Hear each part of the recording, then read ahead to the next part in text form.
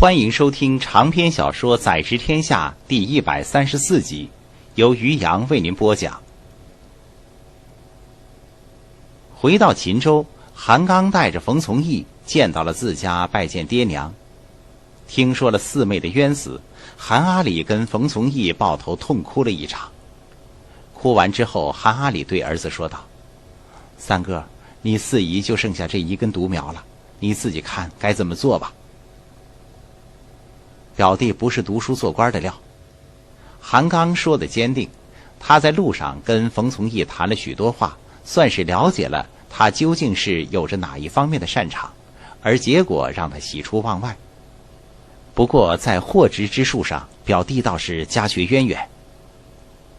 次日，韩刚又回见了王韶、高遵玉，私下里又跟王韶父子把自家的事儿说了一通，他们一同唏嘘了一阵，又为韩刚的手段拍案叫绝。接下来，韩刚就为了这段时间丢下的工作忙碌着，而过了几日，王后却面色古怪地找了过来。玉坤，凤翔府出事了。韩刚心中一跳，急问道：“出了什么事儿啊？”凤翔府的李大夫前日病死了。王后成功地炸了韩刚一下，觉得很有趣，便哈哈笑了起来，捧腹说道：“玉坤，你刚到凤翔走了一圈，李大夫就死了。下次你再往外州去，那里的知府、知州都要得先念上一圈《金刚经》再说话了。”韩刚嗤之以鼻：“胡说！天天有人死，难道都跟我有关？阎罗王还有地藏王菩萨都没有这本事。”王后又说道：“不过李大夫死的时候，据说有群蝶起舞，却是个祥瑞。”你真是闲得慌。韩刚摇头叹了口气，又埋首于公案。等郭太尉来了，就闲不了了。韩刚被王后的话带起心思，眼望着远方。郭奎怎么还不来呢？郭奎还在京城，20天之内，他已经4次被天子招入宫中问讯西北边事，每一次都至少说上1个时辰。一般来说，入京觐见的守臣通常是面圣1、2次就回去，而外放的官员避辞，也不过是在朝会上叩谢天恩，说几句有用没用的话罢了。而郭奎以地方守臣的身份3番4次入宫停队，自赵顼登基以来是从来没有过的恩数。世人本以为他因为跟韩将相争而被调离延州，是失了圣眷。如今一看，天子对他的信任是依然没变，赶来登门拜访的客人一波接着一波，热闹的就跟宰执家门一般。不过郭奎却有些不耐烦了，站在厅门外的台阶上，送走了今天不知是第几批客人，他就阴沉着脸进厅坐下，拿起手边已经放凉的茶水，一口灌了下去。可凉茶还是压不住心里的烦躁，炎夏日落后的暑气也是一直不停地窜入厅中。内外交加，郭奎烦躁不堪，转过身，从身后婢女手上劈手夺过慢慢扇动着的绢扇，他就这么转着扇柄，自己哗啦哗啦用力地摇了起来。郭奎向以知人明事著称朝中，先见之明更是跟乌鸦嘴也差不多。他说韩琦行极进之策，命人福贸然出兵，是地远而时不济，城大而兵不多，未见其利。而后便有浩水川之惨败，他当着众人的面说葛怀敏为人喜功侥幸，图勇无谋，他日必败朝廷事。当时无人肯信，可转过头来，就是葛怀敏战役于定川寨。所以赵顼的想法，以郭奎的眼光便看得很明白，这只不过是天子安抚重臣的做法罢了。他是现如今外放武将中稳坐头把交椅的重臣，又做过执政，不是等闲守臣可比。如今三衙中管军的几个太尉，论名位也无不在他之下。他在延州启用燕达新败党项不久，便被韩将逼离，天子对此当然要安抚一二。不过天子多这个安抚，郭奎看得出里面又是带着一点小心思。他第一次、第二次面圣还说了点正事，到了第三、第四次时，根本就是在鹦鹉殿陪着皇帝在摆弄沙盘军棋。虽然在沙盘上向天子解说自己过往的战绩的确是一件光彩的事，可天子如此做却多半是在担心自己到了秦州后赌气。另一方面，应当也是想给筹备援边安抚司的王韶留一点应手的时间。如果天子所为不是有人在后面给他支了招，就代表着年轻的皇帝陛下在坐上龙庭几年后历练出了足够的城府和心机。两种情况都一样糟，这代表在天子心目中，他郭奎是个不能容人、心胸狭隘之辈。郭奎越是这么想着，心中的烦躁就是越盛。他现在已经是秦州知州，王韶就是他的属下，王韶听他的是理所应当。只要王韶肯遵从他的命令，他郭奎又怎会与其为难呢？可天子却偏偏不放心，硬是要留着他，为王韶让出路来。即使如此，那还不如王韶做这个知州，他去当援边安抚。郭奎手上的扇子越扇越快，带起的呼呼风声就像是他心里的怒意在燃烧。绢扇扇面上绣着的图案模糊了起来。当郭奎的儿子郭忠孝进来的时候，就看见他父亲手上的扇子啪的一声响，竹枝扇柄断了，扇面一下子飞了出去，落到了郭忠孝的脚边。郭忠孝轻轻叹了一口气，俯身拾起扇面。郭奎这样的情绪他也不是第一次见了。他的父亲精于兵事，尤善阵法，知人知兵之名亦传于当世，断人成败如烛照归卜，百无一错，且善抚士卒，深得军心。但在世人的评价中，可没有一条说他是易于相处的。相反的，郭奎为人俊吉，性格刚毅，甚至近于刚愎，一直以来都仗着眼光精准，行事少有错漏，很少采纳他人之言。而且随着地位日升，他独断专行的作风越发的强硬，根本容不得有人说二话。他在延州统管复员军事，便把跟他性格相似的从鄂踢到了一边站着，自己直接控制进驻衡山的战略。而当韩绛以枢密副使的身份担任陕西宣抚使，就变成了一山难容二虎的局面。若是他在韩绛面前能稍稍退让，也不至于被赶出延州。只是江山易改，本性难移，郭忠孝也不指望自己的父亲在现在这个年纪还能把一贯以来的行事作风给改了。大人，孩儿回来了。郭忠孝在郭奎身边联手行礼。回来了。郭奎把突突的一把扇柄丢到脚下，问道：李时忠的那个幕僚怎么说呀？他在家中一如严君，对待儿子就像对待手下的官兵一般，说话直截了当。项宝此时身在京中，窦顺清此时身在京中，给李时忠打前站的家人也刚刚入了东京城。就像天子要向每一个只缺的守臣询问地方上的大小事务一样，既然就要成为秦州的主事者，郭奎没有理由不跟他们询问一下秦州的内情。而郭忠孝今天宴请的姚飞，便是李时忠手下最得力的幕僚。郭忠孝说道：姚飞说的跟窦顺清、项宝没有什么区别，但言王韶奸诈，而他的手下韩刚尤甚一筹。若要对付王韶，最好先剪除其羽翼。呵呵，郭奎冷笑一声，这是李时忠要姚飞代他说的话，是要我替他报仇吧？被蜀官灰头土脸地赶出了秦州，亏他还有脸来求人。郭奎在儿子面前没有掩饰他对李时忠的不屑。郭忠孝心中有些惊异，难道大人想听的不是这些？郭奎冷声道：我想听的是秦州内外诸事，能派得上用场的消息，不是李师忠、窦顺兴、向宝他们对王韶的怨恨。如果王韶老实听话，为父何苦要为难他呢？如果王韶想跟为父打擂台，我自有手段对付他，又何须用一群丧家犬出的馊主意啊？那韩刚呢？郭忠孝又问着。他是王韶帐下的鹰爪，可是出了不少主意。韩刚奇才。郭奎打断了儿子的话，而他对韩刚的评价更是让儿子惊讶不已。光是在军中设疗养院一事的功绩，韩刚就是转官都够资格的。受伤后能及时康复，少了后顾之忧的士卒，可比一群胆怯之辈有用得多。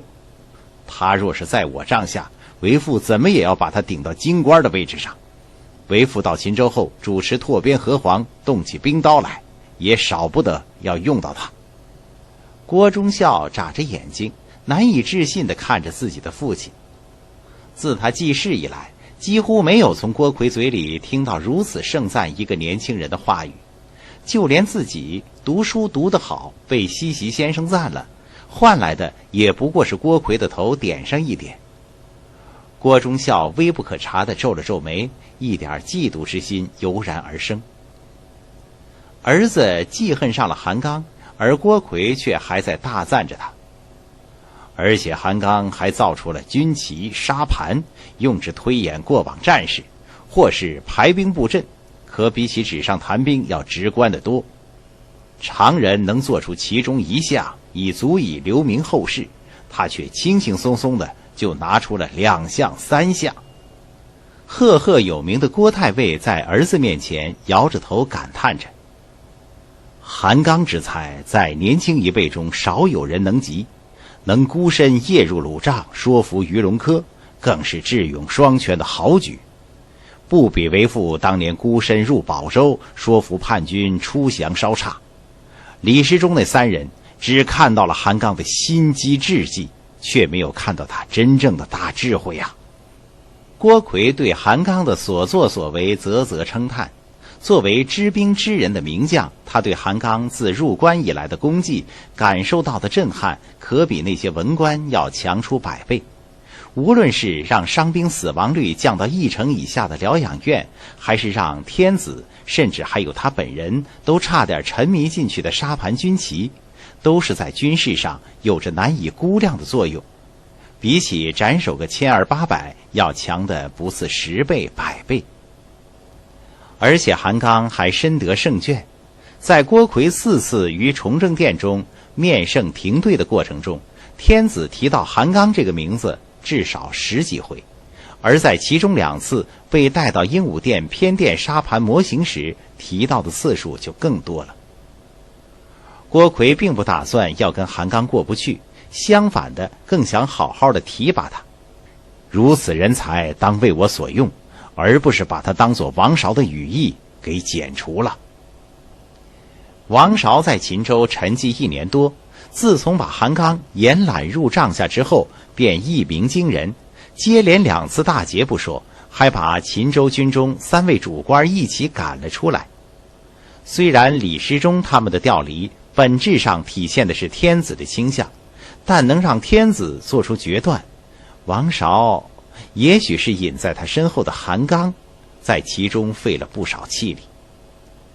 而他本人之所以会从延州任上被调去秦州，就是天子在他和陕西宣府韩绛之间选择了从没有带过兵的韩子华，让他主持衡山战略。韩绛立功心切，他所倚重的从鄂也是个贪功之辈，他们的想法跟自己实行的战略完全相悖。而眼下的正在秦州施行的河湟开边，其中的各项策略都是郭奎能认同的。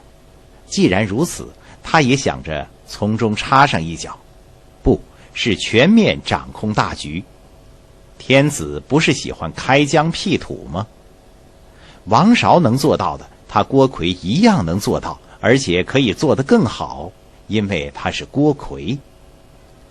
2天之后，郭奎第5次入宫面圣，完成了他的必辞，终于踏上了前往秦州的道路。而与他同行的还有带着圣旨和10几车赏赐去秦州为古魏大捷颁发封赏的天使，并不是前次班找的王中正，而是另外一个人李宪。7月流火，七夕节过后，别名大火的亮星新宿2开始向西移动，应和着出自《诗经》中的这一句，昭告着秋天的到来。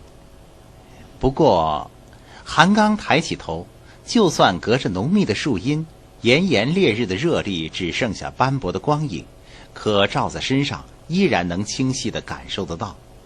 蓝色的天空被阳光映得发白，白天是看不到星星的。谁说白天看不到星星啊？来自身后的插话让韩刚笑了一笑。当然，太白昼现在的时候从来没有少过。说着就转回头，就见着王后几步并作一步追了上来，与他并肩往王韶的官厅走去。看玉坤今天又是春风满面呢。王后看了看韩刚，便想开开他的玩笑，只是韩刚眼睛转过来这么一瞪，就让王后咳嗽一声，正色道：玉坤可是说差了，10几年前出现在碧秀天关东南的那颗克星，时交5月，正是夏天的时候，可是连着在白日里亮了20多天呢。是至和元年的那一颗？韩刚在前身的记忆中找到了答案，而在他自己从后世带来的回忆中也同样有着答案，是蟹状星云的超新星吧？玉坤你还记得呀？那时小弟才几岁，怎么可能记得呢？韩刚摇了摇头，是后来听说的，说是开国100多年没有一颗克星能有这么亮过，比太白星还要亮呢。现在想想，至和元年好像也没有出什么大事儿吧。韩刚总觉得王后的语气中好像隐隐有点遗憾。克星，克星，既然是来做客的，那会跟主人家过不去？这恒星可没有反客为主的说法呀。反客为主？郭奎来了，肯定是能反客为主的。王后突然压低了声音：郭奎干脆别来算了，现在的李时忠老实得很，日日待在后院里，只每天早晚各出来一个时辰试试。怎么可能不来？韩刚摇头失笑。王后对郭奎可是顾忌得要命，而她的担心又不是毫无理由。天子对郭奎的评价是：渊谋密略，西中事机，有臣如此，朕无西顾之忧矣。以郭奎的身份就是一具大佛，放在哪里哪里就会被他镇住，要想斗赢他，至少也是得枢密副使韩绛那个等级。不过正如王后所说，要是过去的李师忠能跟现在一样老实，韩刚他们肯定巴不得他能留任，只可惜木已成舟了。说话间，两个人已经走到了王韶的官厅前。王韶的官厅中再没有了前些天的忙碌，厅内跑来跑去的胥吏此时只剩2、3个人还在王韶身边服侍着，而因为一堆堆从价格库搬来的旧档案而一直都弥漫在厅中的灰尘，也被前2天的雨后清风刮得一干二净。秦州这边该忙的都已经忙完了，古魏寨前2天王韶、韩刚他们也去过了一趟，现在高遵玉尚蹲在古魏寨中，他是原边安抚司统管构，让他先处理一下衙门中的事务，而王韶则在这里收拾首尾，等着郭奎来后也会搬去古魏。韩刚、王后跨过门槛走进厅中。王韶抬起头：玉坤，二哥怎么一起来了？在外面碰上的。王后回了一句，跟着韩刚一起上前给王韶行礼。韩刚直起腰后说道：下官方才把秦州疗养院的一应准备又查看了一遍，应该没有问题了。等到郭太尉接任之后，请他把建造疗养院的营盘画过来，交给裘老郎中，下官就可以去古魏了。王韶点了点头。韩刚能把他管的另外一摊子事未雨绸缪的提前办好，这是最好不过。要是到了谷卫身边没了韩刚帮忙，有许多事情都做得不顺畅。哦，对了，玉坤，你看看这个。王韶想起了什么，递过来一份公文。公文露出的背面是由白色菱花的绸绢制成的。韩刚心中一动，接过来打开，便露出了里面的黄色纸面。果然是册。他在习惯性地看了一眼最后的印章和画押，就看到了天子和正事堂大印，以及副相陈生之和以王安石为首的几个参知政事的签押。由宰相执政签押，并奏服天子而由中书门下颁布的命令被称为册，而册书通常都是写在浅黄色的纸张上的。不过册书的质地倒没有什么，关键是里面的内容。韩刚一目十行，看完后便抬头笑道：“终于来了。”是啊，王韶也是轻松地笑道：“终于来了。”刚才您听到的是于洋为您播讲的长篇小说《宰执天下》第134集。